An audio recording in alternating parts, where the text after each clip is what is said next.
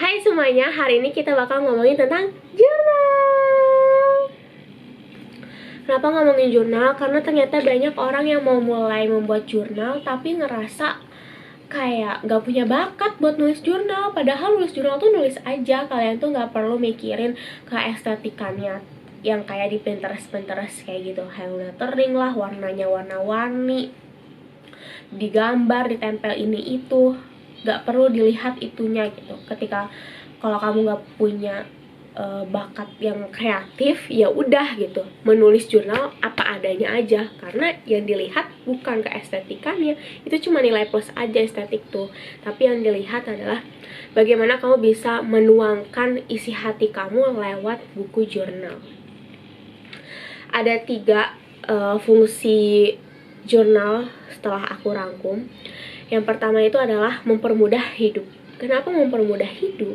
Karena lewat jurnal kita bisa menulis jadwal-jadwal setiap minggunya atau setiap bulannya itu kayak apa. Jadi lebih mudah, lebih inget, karena ya tiap kali buka, oh hari Senin aku harus ngerjain ini, hari Selasa aku harus ngerjain itu. Jadi lebih mempermudah hidup kamu, waktunya lebih efektif karena waktunya nggak ada yang terbuang gitu.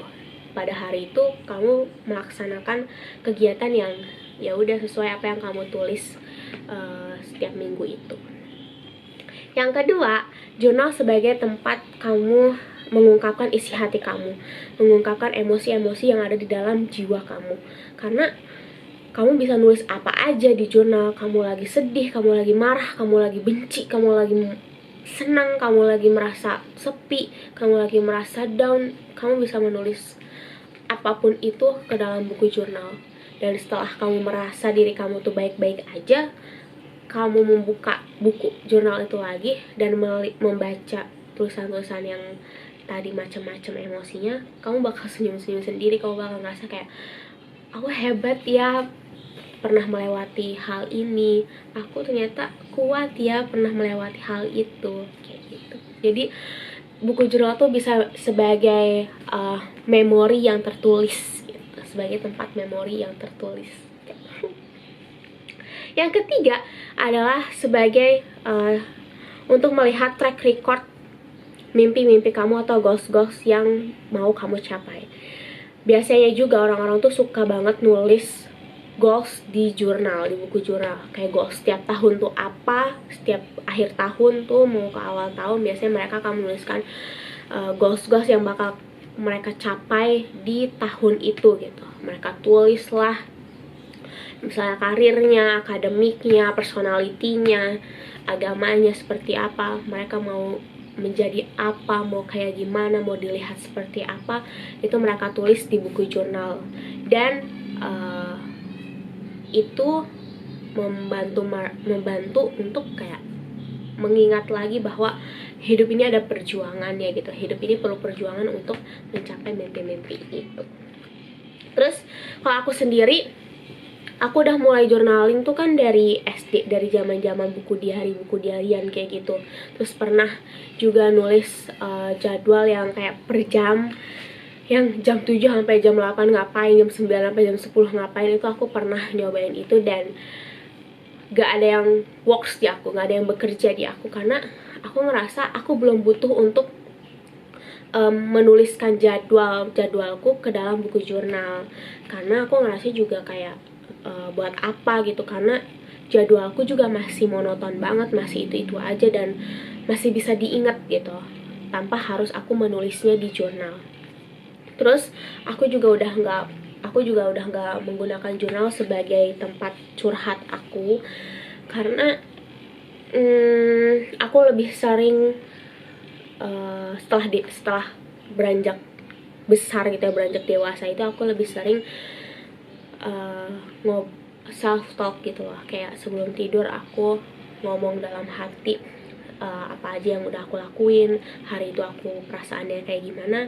Aku lebih senang untuk self talk daripada menulis di buku jurnal, karena lebih personal aja sih ngerasanya, karena kayak aku bisa mengungkapkannya itu lewat lisan aku gitu, walaupun cuma dalam hati sih, tapi ya nggak apa-apa gitu. Dan akhirnya aku menemukan jurnal versi aku sendiri, yaitu melihat track record mimpi-mimpi aku atau goals-goals aku. Aku tuh kadang suka ngerasa kayak aku kayak nggak lagi melakukan hal apa-apa, aku kayak lagi nggak berproses, aku lagi kayak nggak bertumbuh, aku lagi kayaknya aku tertinggal atau apa kayak gitu-gitu. Aku suka merasa seperti itu. Tapi setelah aku menggunakan jurnal ini sebagai itu tadi, melihat track record mimpi-mimpi aku jadi berpikir bahwa kayak enggak kok gitu, enggak Sar, kamu tuh berproses walaupun prosesnya masih kecil gitu, tapi setiap hari kamu berproses.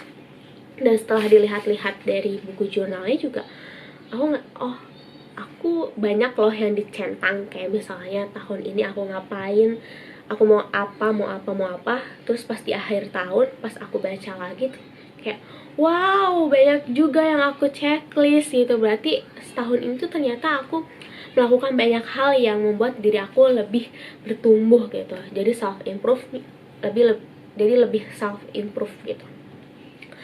Kayak jurnal tuh benar-benar membantu aku dalam hal itu, dalam hal untuk tidak membanding-bandingkan diri aku sama orang lain. Karena ya aku melihat diri aku di jurnal tuh aku hebat gitu.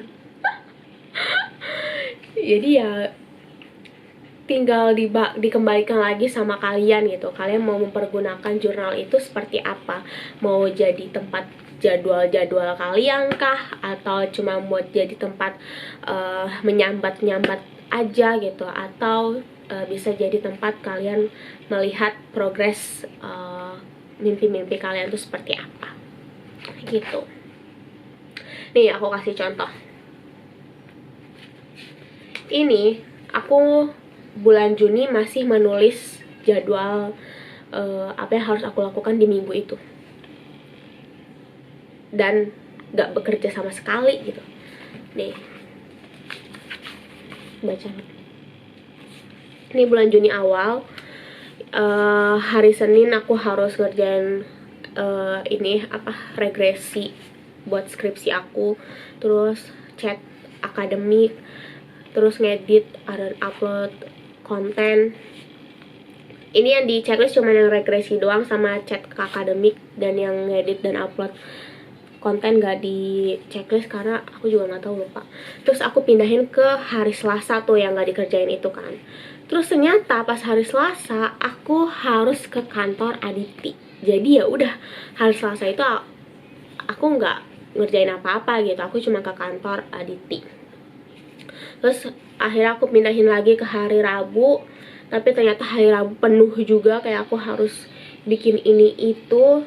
Dan aku pindahin ke hari Kamis, hari Jumat, dan ya hari Kamis dan Jumat aku tidak mengerjakan apa-apa karena nggak ada yang di checklist.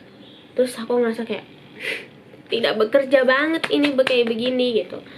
Ya udah, dan cuma 1 lembar ini doang aku menggunakannya untuk menjadwal. Terus jadi aku lebih sering menggunakannya untuk apa? Untuk melihat track record mimpi-mimpi aku. Nih salah satunya adalah how to be content creator. Aku gambarnya aku cuman gini doang, gak estetik banget kan, ya cuma kasih awan, how to be nya pakai warna pink, terus yang lain yang apa yang harus aku lakuin itu pakai warna hitam. Ya, sangat tidak estetik, sangat berantakan, tapi sangat mindfulness buat aku, karena pada akhirnya aku merasakan bahwa ya jurnal tuh nggak harus estetik, jurnal tuh nggak harus bagus, harus rapih, harus enak dilihat, karena ya yang ngelihat jurnal tuh cuma kita doang gitu. Kalaupun kita mau memperlihatkan ke orang lain, kayak ya udah gitu, nilai plus aja. Kalau mereka bilang itu bagus atau mereka bilang itu jelek, ya udah biasa aja gitu, santai aja gitu. Karena yang ya udah gitu, itu biar jadi urusan orang gitu. Karena nilai dari jurnal tuh bukan dari estetiknya, tapi apa yang kamu tulis, apa yang bisa kamu tuangkan ke dalam jurnal itu adalah nilai mutlaknya gitu. Aku sendiri pun tadi kalian bisa lihat aku cuma pakai 3 warna doang, warna biru, pink, sama hitam, sama ada satu highlight warnanya kayak rose gold gitu. Udah itu doang, itu yang alat yang aku punya sekarang. Kalau dulu iya, aku kayak berpatok bahwa nulis jurnal tuh harus bagus, harus rapi, harus estetik. Tapi setelah berapa nih, bulan Juli, Agustus, September, 3 bulan aku mengolah ulang jurnal ini, ternyata jurnal tuh nggak harus seestetik itu. Yang penting adalah jurnal ini bisa bekerja buat kamu. Kalau kamu nggak bisa estetik, ya udah, gak usah estetik. Kalau kamu bisa estetik, ya udah gitu, lakuin. Jadi lakuin apa yang membuat kamu nyaman, apa yang membuat kamu bahagia, apa yang membuat kamu ngerasa itu bekerja buat diri kamu sendiri gitu. Apa yang membuat kamu ngerasa kayak oh oke, ini oke banget gitu. Itu jadi jangan melihat keestetikannya.